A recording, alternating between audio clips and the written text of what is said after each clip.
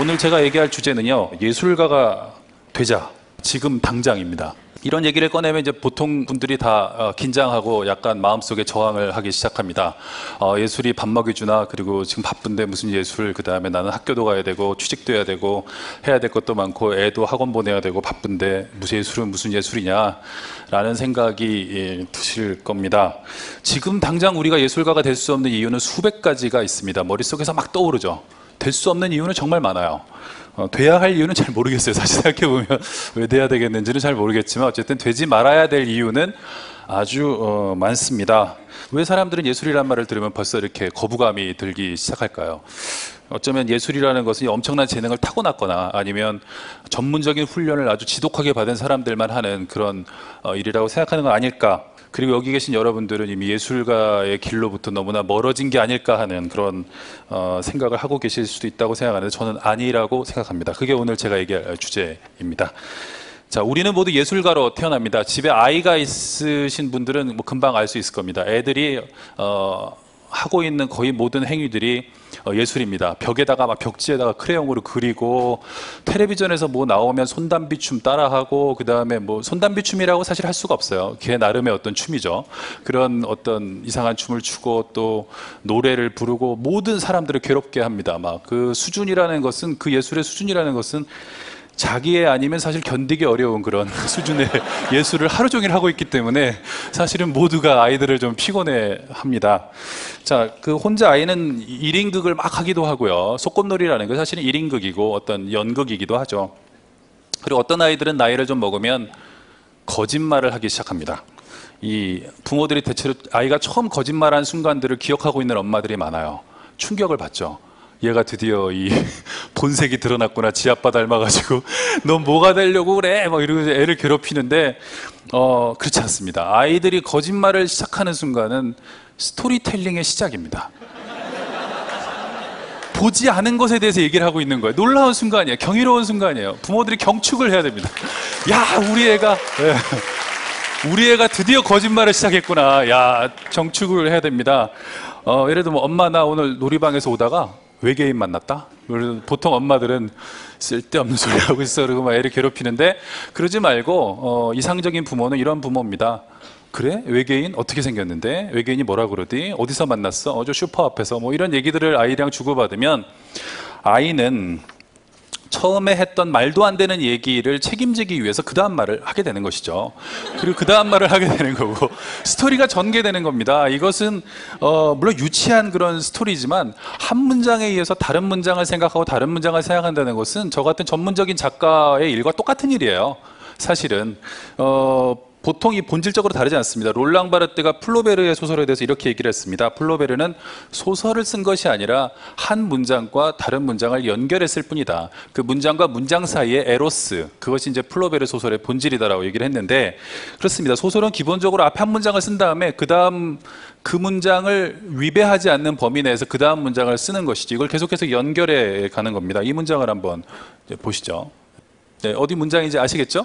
네, 프란츠 카프카의 변신의 첫 문장인데 저런 감당할 수 없는 문장을 써놓은 다음에 이 문장을 감당하기 위해서 써내려간 게 사실은 그 이 현대문학의 걸작인 프란츠 카프카의 변신입니다. 별거 아니에요. 이 문장을 썼는데 아버지한테 보여드리지 않았죠. 프란츠 카프카는 아버지랑 사이가 좋지 않았습니다.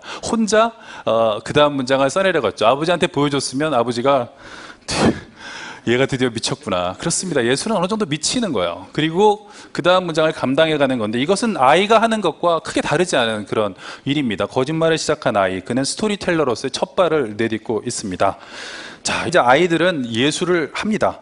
지칠 줄 모르고 즐겁게 하죠. 제가 며칠 전에 제주도에 갔다 왔는데 아이들을 풀어놓으면 이제 물에서 막 놀기도 하지만 대부분의 아이들이 물에서 물을 좋아하죠. 근데 어떤 아이들은 모래사장에서 많은 시간을 보냅니다. 거기에서 산도 만들고 바다는 아니죠. 산을 만들고 뭐 이것저것 사람도 만들고 개도 만들고. 근데 부모들은 말려요. 야, 저거 파도가 오면 다 없어져. 다시 말해서 무용하다는 것이죠. 쓸데없는 짓이라는 건데 아이들은 그런 거 상관하지 않아요. 만드는 순간 즐거워요. 계속 그것을 가지고 놀고 있습니다.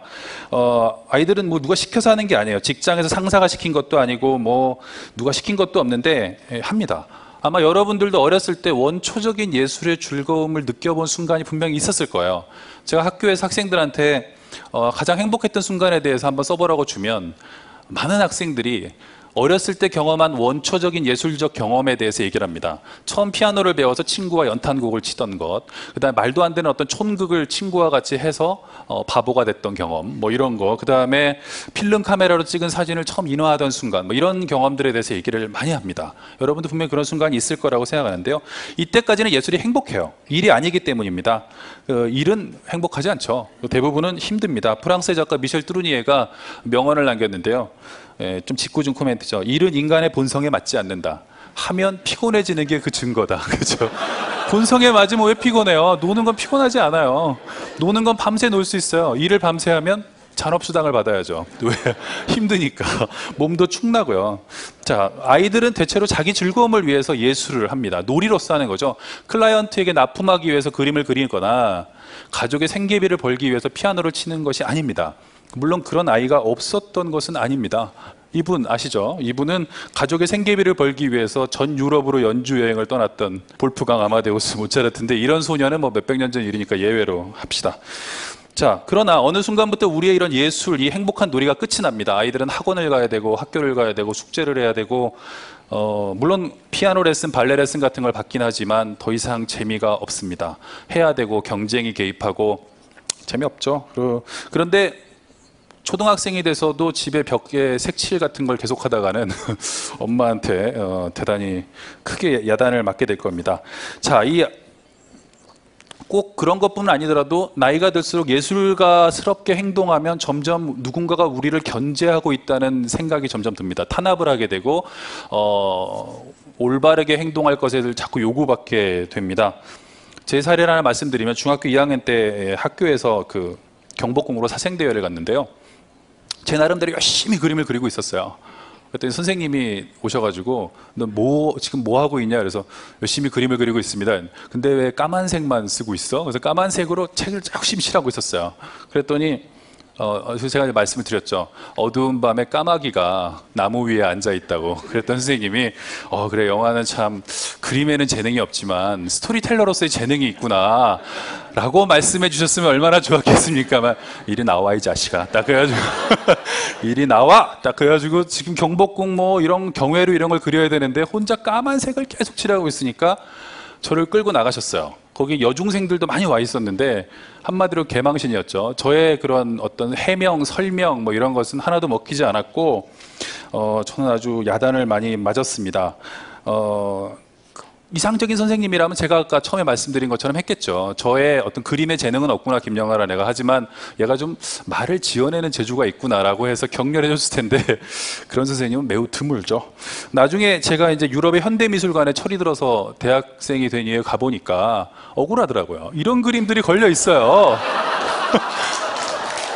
아니, 이런 분들은 바젤 이런 데 막 걸려 있는데 말이죠.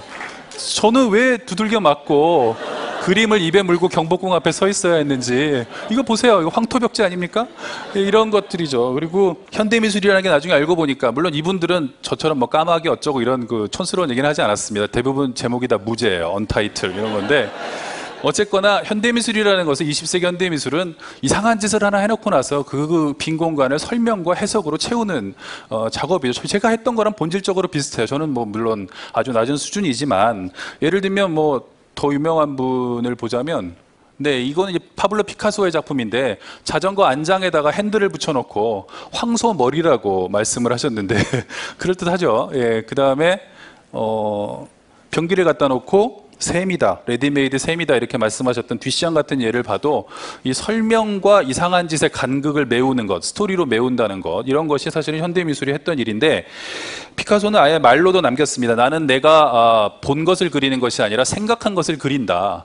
예, 그러니까 경외로 안 그려도 된다는 건데, 이 말을 제가 중2 때 알았으면 선생님이랑 한번 해봤을 텐데, 불행하게도 우리 안에 어린 예술가들은 우리가 예술의 압제자들과 맞서 싸우기 전에 이미 질식해서 죽어버립니다. 이미 갇혀버려요. 그게 우리의 비극입니다. 이렇게 어린 예술가가 갇혀있거나 추방되거나 죽어있으면 어떤 일이 벌어지는가? 우리의 욕망이 사라지진 않아요. 우리는 자기를 표현하고 싶고 자기를 드러내고 싶은데, 이렇게 됨으로써 약간 다소 음습한 양상으로 예술적 욕망이 드러나게 되는데, 노래방에 가서 꼭 이런 노래 부르는 분들이 있어요. She's Gone이나 호텔 캘리포니아 이런 거 막 기타 리프 같은 거 하면서 대부분은 민폐죠. 민폐인데 그런 막 락커가 되는 분들 계시죠. 아니면 무도장에서 스텝을 밟거나 또는 스토리텔링을 했으면 훨씬 즐거웠을 분들이 밤새 악플을 단다거나 뭐 이런 음습한 방향으로 글쓰기가 나타나게 됩니다. 가끔 그래서 애들 노는 거 봐주시다가 자기가 더 흥분하는 아빠들 있어요. 레고 블럭, 뭐 프라모델 이런 거 하다가 아빠 갈게. 그러고 하고서는 애는 벌써 흥미를 잃고 딴 데 갔는데 아빠 혼자 뭐 성도 만들고 뭐 다 만들고 있어요. 이런 우리 마음속 예술적 충동이 억눌렸을 뿐 사라지지 않는다는 것인데 부정적인 방향으로도 나타납니다. 대체로 시기심으로 나타납니다. 이 노래 있죠. 텔레비전에 내가 나왔으면 정말 좋겠네. 왜 좋아요? 텔레비전에는 우리가 되고 싶은, 우리가 하고 싶은 그러나 하지 못한 것들을 하는 사람들로 가득합니다. 노래하고 춤추고 연기하고 뿐만 아니라 그걸 하면 할수록 칭찬을 받아요. 그래서 우리는 그들을 맹렬하게 질투하기 시작합니다. 그래서 리모컨을 든 독재자가 돼서 욕을 하기 시작하죠. 야, 저게 연기냐, 발연기다, 뭐 저게 노래냐, 뭐 노래도 못하는 게 무슨 가수냐, 뭐 이런 얘기들을 이제 하게 됩니다. 우리 마음속에 시기심이라는 것은 우리가 사악해서가 아니라 우리 마음속에 이런 어린 예술가들이 갇혀 있기 때문에 나타나는 이제 현상이다라고 저는 이제 생각하는 것이죠. 그렇다면 어떻게 될 것이냐? 네, 그렇습니다. 지금 당장 우리 자신의 예술을 시작하는 것이 필요합니다. 당장 텔레비전을 끄고 인터넷 접속을 끊고 일어나서 뭔가를 시작하면 됩니다. 제가 연극원에서 학생들 가르칠 때, 뭐 제가 가르친 과목은 아니지만 연극학이라는 과목이 있었어요. 이 과목은 연극원에 들어온 학생들 모두가 연극을 한 편 올려야 돼요.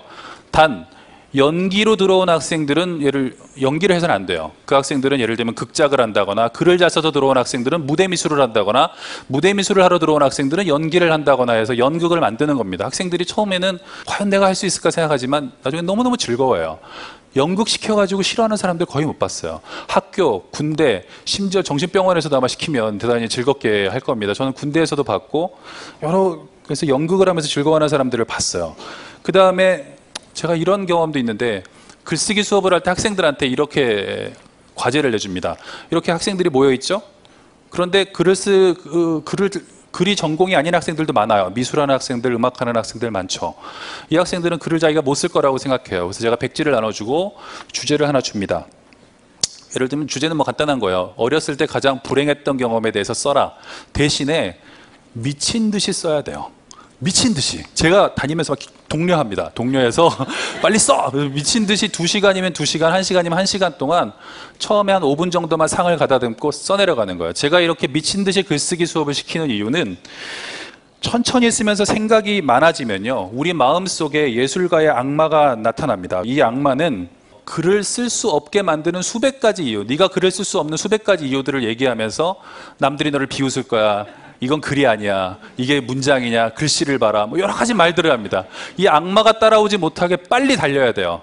제가 한예종에서 봤던 정말 좋은 글들은 시간을 충분히 준 과제에서 본 게 아니라 학생들이 그렇게 40분 동안, 1시간 동안 앉아서 제 앞에서 연필로 쓴 글들에서 발견했던 거예요.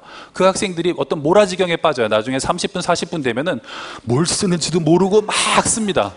그러나 그 순간에는 우리를 방해하는 악마가 나타나지 않죠. 그래서 이렇게 말할 수 있습니다. 예술가가 될 수 없는 수백 가지의 이유가 아니라 돼야만 하는 자기만의 단 한 가지 이유가 한 사람을 예술가로 만드는 거예요. 될 수 없는 이유는 중요하지 않아요.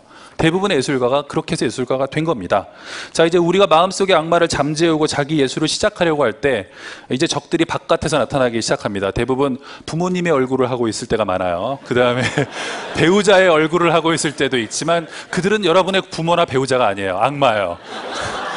악마입니다. 잠시 변신해서 우리 지구에 내려와서 여러분의 예술가가 되려는 걸 막고 있는 사람들인데, 이분들에게는 마법의 질문이 있어요. 그게 뭐냐면, 우리가 연극을 좀 해볼까봐, 뭐 구청에서 하는 연극 무슨 학교가 있는데 가볼까봐 라든가, 이태리 가곡을 배울까봐 그러면, 그래? 연극? 근데 그 해서 뭐 하려고 그래? 마법의 질문이에요. 그 해서 뭐 하려고 그래? 이렇게 물어봅니다.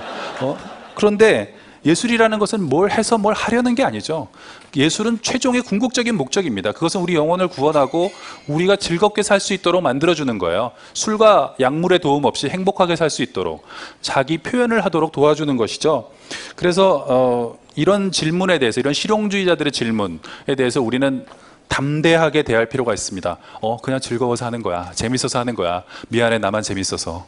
내가 좀 먼저 할게. 라고 얘기를 할 수 있는 사람이 돼야 된다는 겁니다. 제가 이상적으로 생각하는 미래는 우리 모두가 어떤 다중의 정체성을 갖는 것인데 이 정체성 중에 하나만이라도 예술가가 되는 거예요.